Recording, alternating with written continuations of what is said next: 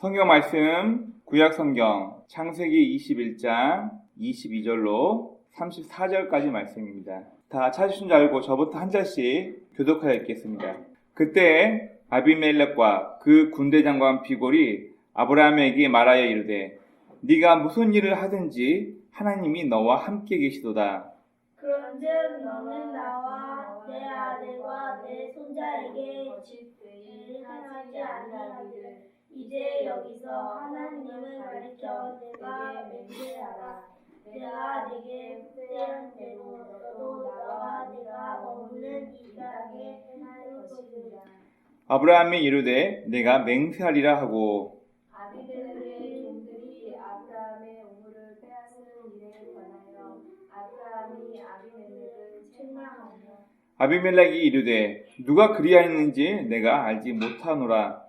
너도 내게 알리지 아니하였고 나도 듣지 못하였더니 오늘에야 들었노라. 아브라함이 양과 소를 가져다가 아비멜렉에게 주고 두 사람이 서로 언약을 세우니라. 아브라함이 7 암양 새끼를 따로 놓으니 아비멜렉이 아브라함에게 이르되 이 7 암양 새끼를 따로 놓음은 어찌이냐. 아브라함이 이르되 너는 내 손에서 이 암양 새끼 7을 받아 내가 이 우물판 증거를 삼으라 하고 두 사람이 거기서 서로 맹세하였으므로 그곳을 부엘세바라 이름하였더라. 그들이 브엘세바에서 언약을 세우매 아비멜렉과 그 군대 장관 비골은 떠나 블레셋 사람의 땅으로 돌아갔고 아브라함이 부엘세바에 에셀 나무를 심고 거기서 영원하신 여호와의 이름을 불렀으며 다 같이 그가 블레셋 사람의 땅에서 여러 날을 지냈더라. 아멘. 기도하겠습니다. 하나님, 오늘은 2021년 첫 주일 예배를 주 앞에 드립니다. 오늘 특별히 신년 특집 예배의 말씀으로 하나님의 사람을 찾으라는 제목으로 가지고 함께 말씀을 나누기 원합니다. 말씀을 전하는 자나 말씀을 듣는 자나 모두가 하나님의 말씀을 마음에 깊이 새겨서 하나님 말씀도 살아갈 수 있도록 주님 힘주시고 우리 가운데 함께하여 주옵소서. 예배 수종을 주님께 부탁드리오며 우리 구주 예수님의 이름으로 감사하며 기도드립니다.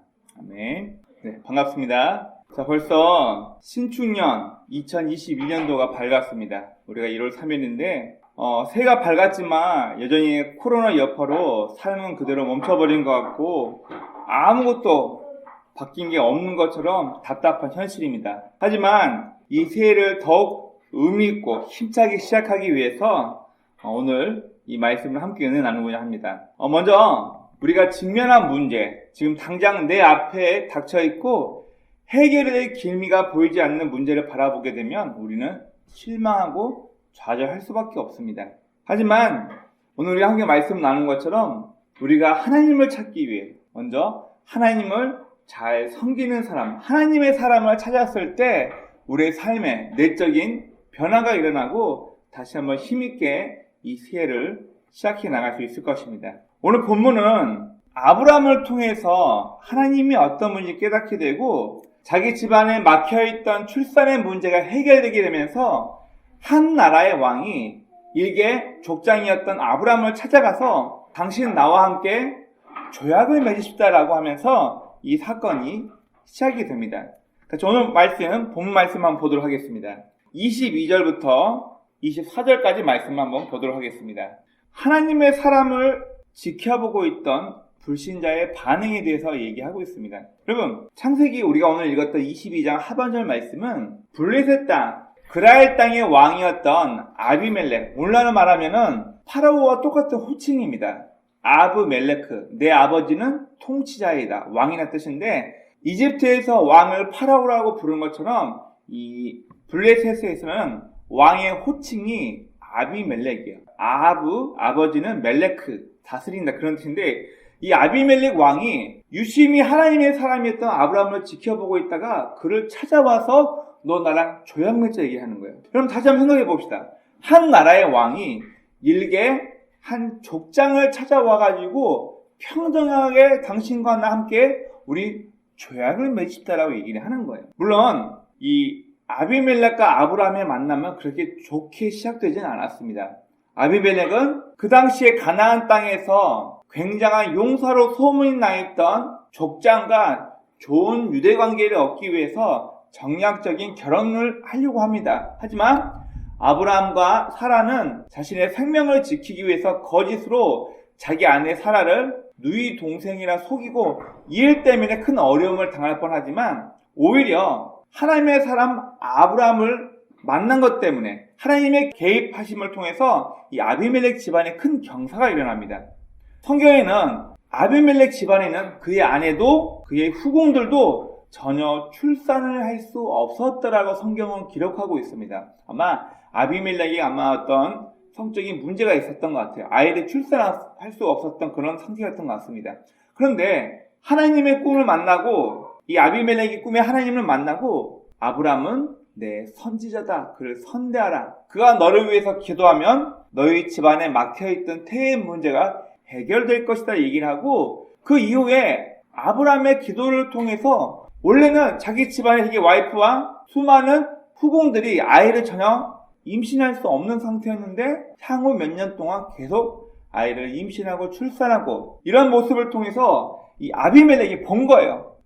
저 아브라함이라는 사람을 보니까 저 사람이 나를 단지 여호와의 이름으로 나를 축복하고 기도해 줬을 뿐인데 그동안 우리 집안에 막혀있던 태의 문이 열리고 이제 아이가 계속 태어나고 있네. 이 아비멜렉은 이 아브라함은 보통 사람이 아니란 것을 알게 됩니다. 25절부터 26절까지 보면은 세상을 책망하는 성도. 이 말은 뭐냐면은 아비멜렉의 종들이 아브라함의 우물을 빼앗습니다. 이 당시에 고대 근동에서는 물은 생명과도 같은 것인데 아비멜렉의 종들이 아브라함의 우물을 빼앗게 됩니다. 그것 때문에 이 아브라함이 아비멜렉을 책망합니다. 이 책망이라는 뜻은 나중에 한번 보도록 하겠습니다. 그리고 27절부터 32절까지는 문제를 해결하기 위해서 아브라함이 지혜롭게 행동합니다. 분쟁 해결과 성도의 신앙 고백에 대해서, 그리고 마지막 33절에서는 세상에서 당당한 성도의 삶에 대해서 우리가 함께 말씀을 나눠보려고 합니다. 먼저 22절 말씀 한번 보시기 바랍니다.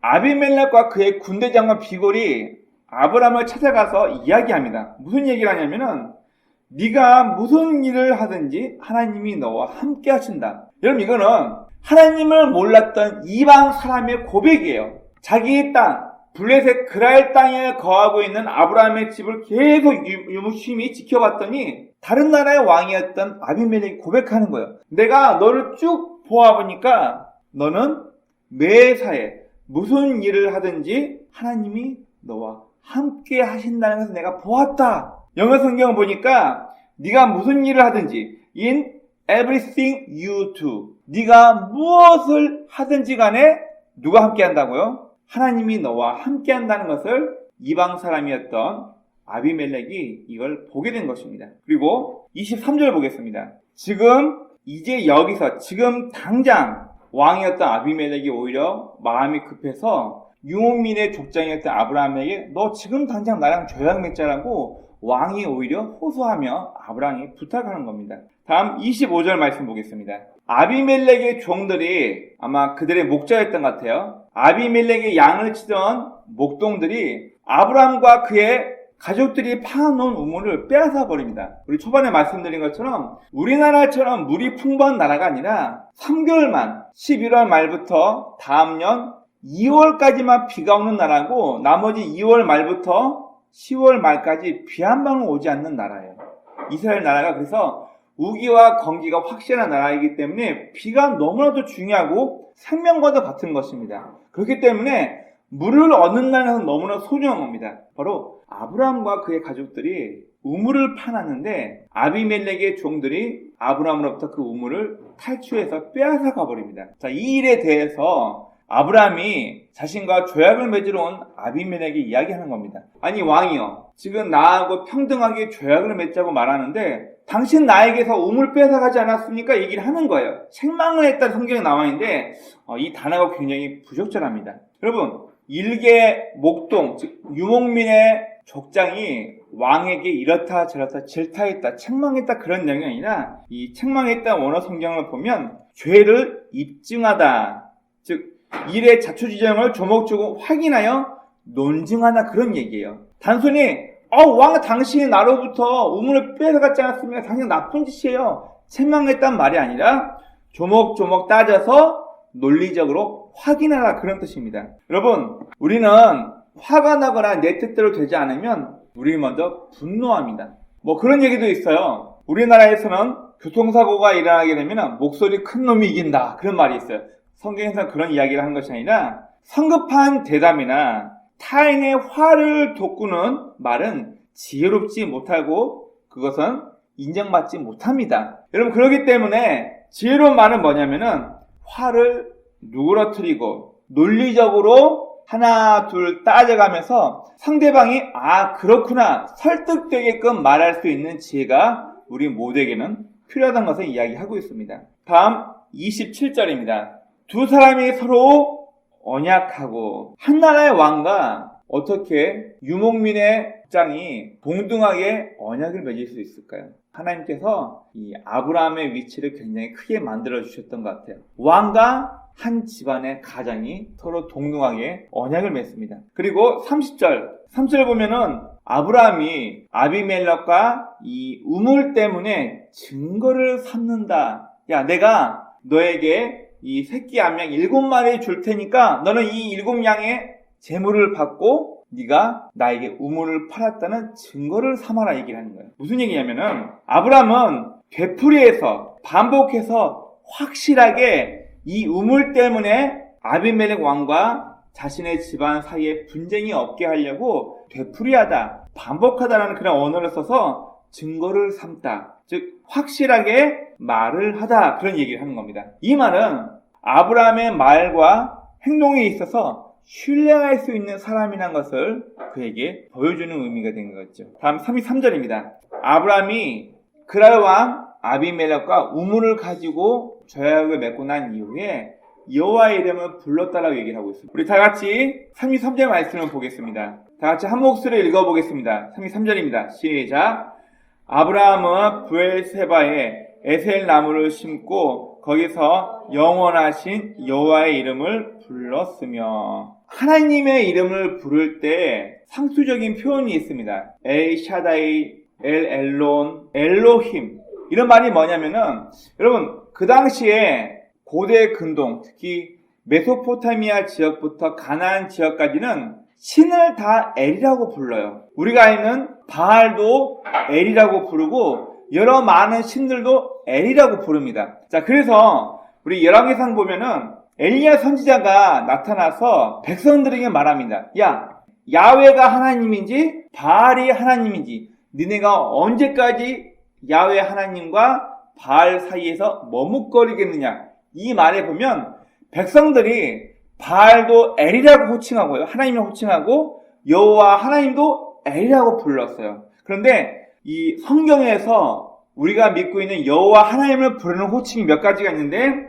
엘로힘, 뭐든지 능하게. 당시에 이 신들은 한 가지 일에만 능할 수 있어요. 그리스 로마 신화에 보면 번개를 주장하는 제우스, 또 바다를 주관하는 포세이돈, 땅, 지하세계를 손하는 하데스. 자, 이런 것처럼 신은 각각의 하나의 역할을 담당하고 있는데, 이 여호와 하나님은 모든 걸 다 능가했기 때문에 복수형을 써서 엘로힘이라고 하나님을 부릅니다. 그리고 엘 샤다이, 샤다이란 말은 전능한, 할 수 없는 게 없는, 무엇이든 가능한, 여호와 하나님을 부를 때 엘 샤다이라 불렀고, 엘 올람, 영원하신. 가나안 땅에 수많은 사람들이 여호와 하나님 말고 다신을 섬겼던 이 지역에서 아브라함은 하나님은 유일하신 영원한 하나님이라고 그를 차별화해서 수많은 잡신과 차별된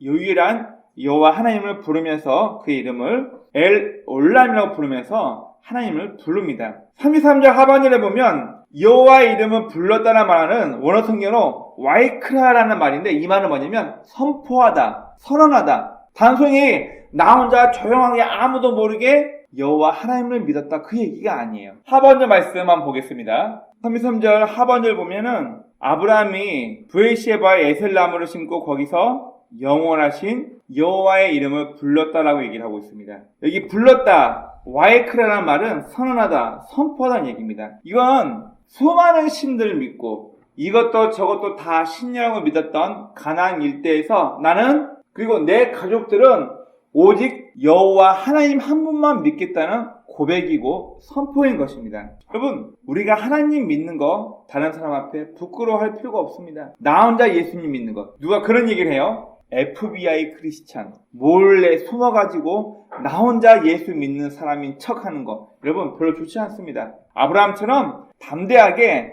주위하는 사람들 앞에 나는 하나님의 사람이라는 것을, 또 내 가족들 앞에서 우리는 오직 하나님의 방법대로 살아갈 것이라는 고백이 우리 모두에게도 필요합니다. 오늘 우리가 읽었던 이 본문은 단순히 우물 하나 가지고 왕과 유목민의 족장이었던 아브라함이 계약을 맺었다는 것만 우리에게 말해주고 있지 않습니다. 바로 오늘 본문은 우리에게 중요한 몇 가지를 이야기해주고 있습니다. 먼저 오늘 본문은 첫 번째, 성도에게 필요한 증거, 바로 하나님의 동행하십니다. 누군가 그런 얘기를 해요. 예수를 믿는 너나 예수를 안 믿는 나하고 차이가 없는데 왜 내가 굳이 네가 믿는 예수를 믿어야 하냐. 예수 믿는 너도 똑같이 법을 어기고 예수 믿는 너도 똑같이 힘들게 어렵게 남들하고 똑같이 살고 있는데 왜 굳이 내가 예수를 믿어야 하냐. 하나님 믿는 우리 성도의 삶 가운데 야, 저 사람은 정말 하나님이 도와주시는 것 같아. 저 사람의 삶을 보니까 정말 항상 우울하고 힘든 가운데도 항상 생기 넘치고 행복하게 사는 걸 보니까 저 사람은 뭔지는 모르겠지만 하나님이 진짜 도와주시나 봐. 우리의 성도의 삶 가운데 하나님과 함께하는 증거가 드러나야 된다, 그 얘기예요. 오늘 본문에서도 한 나라의 왕이었던 아비멜렉이 아브라함의 사는 삶을 쭉 지켜본 거예요. 그리고 그의 축복 때문에 몇 년 동안 아이가 출생할 수 없었던 자기 집안에 애가 계속 태어나고, 또 근처에 살고 있는 아브라함의 삶을 쭉 지켜봐 왔더니 그의 삶은 매 순간 in everything you do, 네가 무엇을 하고 있든지 여호와 하나님이 너와 함께 계시다는 것을 이방 사람이었던 그랄 왕 아비멜렉이 보고 한 고백입니다. 바로 오늘 본문은 우리의 성도에게 잘 살고 하는 것마다 잘 되고, 물론 이것도 중요하겠죠. 그러나 우리 성도에게 정말 중요한 건 단순히 부유하고 권력을 가지고 남들 앞에 의시되는 것이 아니라 하나님과 함께하는 증거가 우리를 통해서 드러나야 한다는 거예요. 아브라함처럼. 여러분 생각해 봅시다. 왕의 입장에서 이것저것 떠돌아다니는 유목민을 봤을 때 그의 삶이 부러웠을까요? 별로 부럽지 않았을 거예요. 날마다 장막을 치고 거두며 양떼를 거두고 이리 갔다 저기 갔다 하는 아브라함의 삶은 그렇게 매력적이지 않았을 것입니다. 그런데 왕이었던 아비멜렉이 봤을 때, 아브라함의 삶을 쭉 지켜봤을 때 하나님이 그와 함께 하고 계시다는 것을 하나님은 몰랐던 이방 왕이 그대로 고백을 하는 것입니다. 오남기는 저와 여러분의 삶 가운데 하나님이 함께 하신다는 증거가 다른 사람 앞에 보여지길 축원합니다. 아멘. 자, 오늘 본문은 두 번째, 성도이기 때문에 오래 참고 인내해야 함을 이야기해주고 있습니다. 성도이기 때문에. 여러분, 제가 예수님 막 믿고 난 이후 이런 생각을 한 적이 있습니다. 예수 믿는 사람은 참 많이 손해봐요. 내가 예수 안 믿었으면 제가 날 때려 해야 하면 나도 걔를 한 대 때리고 해야 할 수 있고요. 남들도 다 그렇게 사니까 남도 그렇게 갈 수 있어요. 근데 내가 예수를 제대로 믿고 나서 보니까 남들이 행하는 것, 남들처럼 편하게 남들도 다 그렇게 하는 거 할 수가 없는 거예요. 아브라함이 그가 힘들게 사막 같은 광야에서 땅을 파 얻게 된 우물, 너무나도 귀중하고 소중하죠. 이 우물을 빼앗겼을 때 아브라함이 적극적으로, 고대 근동에서 우물 때문에 실제로 전쟁이 일어납니다. 우물을 빼앗기 위해서, 그만큼 이 고대 근동에서는 물이 너무나도 귀했기 때문에 우물 하나 때문에 실제로 집안과 집안 사이에서, 나라와 나라 사이에서 실제로 전쟁이 일어났다는 문헌들이 발견되곤 합니다. 그만큼 중요한 일인데 아브라함은 자신의 귀한 우물을 빼앗겼을 때 이것을 혈기로, 그의 화를 가지고 대적하여 싸우지 않고 잠잠히 참고 기다렸다는 것을 이야기하고 있습니다. 후에 하나님께서 아비멜렉으로 하여금 아브라함이 보통 사람이 아니구나라는 것을 그로 하여금 확인하고 난 이후에 아비멜렉이 아브라함을 찾아갔을 때 아브라함은 논리적으로 화를 내지 않고 조목조목 따져가면서 아비멜렉과 그의 사람들이 강탈해 간 자기 우물에 대해서 이야기하고 이 우물을 되찾아오게 됩니다. 여러분, 우리도 사람이기 때문에 화낼 수 있고 우리도 사람이기 때문에 남들처럼 살 수 있어요. 그러나 중요한 건 불신자들은 예수와 또 하나님을 믿는 우리를 향한 기대치가 높다는 것을 기억하셔야 합니다. 우리가 남들과 똑같은 모습으로 화내고 남들과 똑같은 모습으로 눈아마 감고 무언가 숨기며 남들처럼 살아간다면 하나님을 믿는 너희가 그러면 되겠냐? 자기네들은 똑같이 그렇게 못된 짓 하고 그렇게 살아가면서 예수를 믿건 우리의 행동을 보면서 그들은 굉장히 도덕적으로 높은 차원의 삶을 살게 사람들 마음 가운데는 요구하고 있는 거예요. 재밌죠? 지들은 그렇게 살지 못하면서 예수 믿는 우리에게는 그걸 요구하는 거예요. 바로 우리의 성도의 삶을 통해서 우리가 하나님의 방법대로 윤리 도덕대로 완벽해야만 한다는 것을 말하는 것이 아니라 우리가 적어도 하나님을 믿는 사람이라면 세상 방법이 아니라 조금 더 인내하고 신중하게 하나님의 방법대로 살아가는 성도의 모습을 보여야 한다는 것을 이야기하고 있습니다. 다음 오늘 본문은 세 번째로 공정과 확실함이 보여지는 성도의 삶에 대해서 이야기해 주고 있습니다. 언젠가 제가 북한에서 넘어온 청년들이 가장 힘들고 어려워하는 것이 뭔가에 대해서 한번 이야기한 적이 있습니다. 이 북한에서 넘어온 성도들이 제일 힘들어하는 것 중에 하나가 뭐냐면은 유들이 있다는 것을 이해를 못하는 거예요. 원래는 이 가격이 1,000원짜리인데 떨이니까 내가 너에게는 900원으로 주겠다. 북한 사람들 이게 이해를 못하는 거예요. 뭘 이해를 못하냐면 아니 1,000원이라고 약속했으면 어떤 환경에도 1,000원에 팔아야 되는데 왜 저 사람에게는 1,000원 주고 팔고 왜 늦게 온 이 사람에게는 이걸 900원 주고 파냐. 북한 사람들이 이해 못하는 게 바로 이런 문화래요. 무슨 얘기냐면은 여러분 아브라함은 자기의 우물 빼앗겼던 자기 우물을 되찾아오기 위해서 또 왕과 어떻게 언약을 맺냐면 암양 7마리를 왕이 아브라함의 우물을 팔았다는 증거로 내가 너한테 이 암양 7을 주고 원래는 내 거였지만 너와 나 사이에 확실한 증거를 세우기 위해서 너는 나로부터 이 암양 7을 받아라. 그리고 받았다는 증거로 나는 이 우물을 내 소유로 가져가겠다는 것을 확실히 얘기합니다. 여러분 우리 성도의 말과 행동이요 공정하지 못하고 다른 사람에게 신뢰를 주지 못하면 우리는 결단코 우리의 삶을 통해 하나님을 드러낼 수가 없습니다. 눈에 보이지 않는 하나님이기 때문에 성도의 올바르고 공정한 삶을 통해서 하나님이 드러나시는 것입니다. 아브라함의 공정함처럼 우리는 공정함과 확실함이 보여주는 삶이 있어야지만 다른 사람에게 선한 영향력을 끼칠 수 있다는 것을 말해주고 있습니다. 다음 네 번째입니다. 네 번째는 삶으로 증명되는 성도의 믿음에 대해서 말하고 있습니다. 아브라함이 그라왕 아비멜렉과 조약을 다 마치고 난 이후에 자기가 사게 된 브에르시바 우물 근처에서 아브라함은 여호와 하나님의 이름을 선포하면서 예배를 드립니다. 그 말은 뭐냐면은 아브라함은 단순히 물질적으로 무엇을 얻었다는 것에 만족하는 것이 아니라 내가 얻게 된 것도 내가 지금 이러한 삶을 살게 된 것도 다 여호와 하나님의 이름을 부르면서 그의 이름을 높여 외칩니다. 여러분 피스티스 믿음이란 말은 단순히 내가 원하는 거 얻게 되고 내 소원 성취되는 것을 말하고 있지 않습니다. 우리 아들 잘 됐으면 좋겠어요. 나 이번에 좋은 아파트 갔으면 좋겠어요. 내 남편이 승진했으면 좋겠어요. 내가 이번에 투자한 증권이 확 올랐으면 좋겠어요. 믿음이란 것은 내가 하나님 앞에 잘 보여서 내 원하는 소원 성취를 말하는 것이 아니라 믿음의 원어 피스티스 목적이 확고한 충성한 이유를 아는 내 삶의 목적이 무엇인가 내 삶의 이유와 충성해야 될 것이 무엇인가를 확실히 알고 있는 것을 성경에서는 믿음이라고 얘기를 합니다. 원함기는 저와 여러분들의 삶이 오늘 본문에서 여호와 하나님의 이름을 부르며 수많은 다신을 섬기는 가나안 땅에서 여호와 하나님의 이름만 선포했던 아브라함처럼 어쩌면 더 혼탁하고 어려운 시대에 내가 믿고 또 저와 여러분이 섬기고 있는 여호와의 하나님의 이름만을 부르며 하나님의 방법대로 살아갈 수 있는 저 여러분이 되길 주의 이름으로 축원합니다.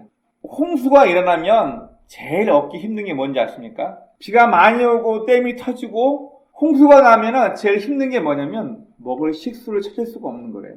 예, 그래서 실제로 뭐 지금은 우리 아이들은 마트 가거나 편의점 가서 물 사 먹으면 되지 이렇게 얘기하는데요. 여러분 실제로 비가 많이 와서 홍수가 일어나면요 먹을 물을 찾을 수가 없는 거예요. 물이 지면을 딱 덮어버리고 산 위에서부터 물이 흘러내려가면서 먹을 식수까지 다 더러워져 버리고 지하수도 우물도 찾을 수가 없기 때문에 어려워집니다. 물이 넘쳐나는 시대 가장 급하고 시급한 것은 마실 수 있는 물을 찾는 것처럼 오늘날처럼 수많은 최첨단의 시대를 달리고 너무나도 편하고 우리가 누릴 것이 많은 시대입니다. 하지만 우리 인간들의 삶은 의미와 질을 추구하면서 정말 의미 있는 삶이 무엇일까? 정말 가치 있는 삶이 무엇일까에 대해서 사람들은 고민하게 됩니다. 이런 사람들이 물질 문명으로 홍수 시대에 살고 있지만 정말 필요한 마실 물이 없는 것처럼 영적인 영역을 더욱더 갈구하며 목말할 것입니다. 그러면 JYP 가수시죠? 이 JYP 이분이 자기가 무엇을 하든지 잘 되고 자기의 의도와 다르게 너무나도 크게 성공했을 때 이분이 무슨 얘기를 했냐면 나를 돕는 어떤 영적인 존재가 있는 것 같다. 나의 뒤를 봐주는 어떤 신이라는 존재가 있는 것 같다라고 이분이 생각하게 되면서 이분이 신을 찾게 되었다는 이야기를 들은 적이 있습니다. 여러분 성도는 성도다울 때 우리의 삶의 모습이 우리의 말과 행동이 성도다울 때 믿지 않는 사람들이 저와 여러분들을 통해서 하나님을 만나고 또 하나님을 찾게 될 것입니다. 베드로전서 말씀을 읽는 것처럼 우리는 하나님의 아름다운 덕을 선포하는 광고 모델과 같다는 것을 얘기합니다. 원함길은 저의 삶을 통하여서 여러분들의 삶을 통하여서 눈에 보이지 않는 하나님이 사람들 앞에 보일 수 있길 원합니다. 또한 우리의 삶을 통해서 보이지 않는 하나님을 찾게 되는 사람들이 많아지길 주의 이름으로 축원합니다. 아멘.